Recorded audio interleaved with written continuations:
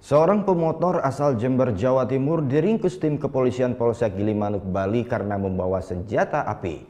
Pelaku langsung diamankan karena ternyata ia tidak memiliki izin atas senjata api dan peluru yang ia bawa. Dari Kota Padang, Sumatera Barat, polisi berhasil meringkus otak perampokan gerai handphone saat pelaku sedang bersantai.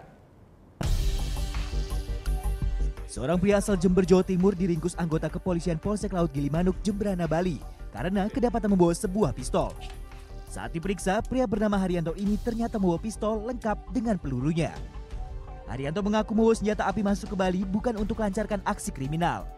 Ia berdalih pistol akan dijual demi mendapatkan uang untuk biaya perpisahan sekolah anaknya. Rencananya saya mau jual buat biaya anak saya yang sebentar lagi ada acara perpisahan sekolahnya di sekolahnya.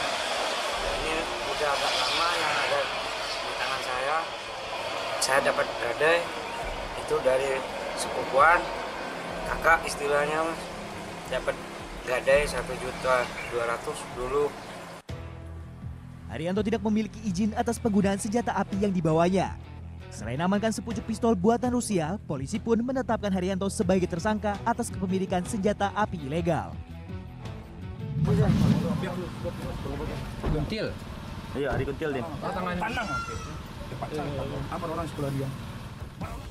Minggu sore, tim gabungan dari Satuan Reskrim Polresta Padang dan Polsek Padang Selatan bergerak cepat menangkap sindikat rampok di kawasan Cengkeh, Lubuk Begalung, Kota Padang. Tri Arisa Putra menjadi DPO karena terlibat perampokan di sebuah gerai handphone di Kabupaten Pasaman, Sumatera Barat pada bulan Maret lalu. Setelah mendapat laporan, tim langsung lakukan pengejaran dan menangkap otak perampokan tersebut. Dalam melakukan aksinya, tersangka dibantu oleh 4 orang rekannya. 2 pelaku telah berhasil diringkus, sedangkan 2 lainnya masih buron. Kita lakukan penyelidikan, maka kita dapatkan tersangka 1 di daerah Pantai Cermin atas nama Ferry Jumadil.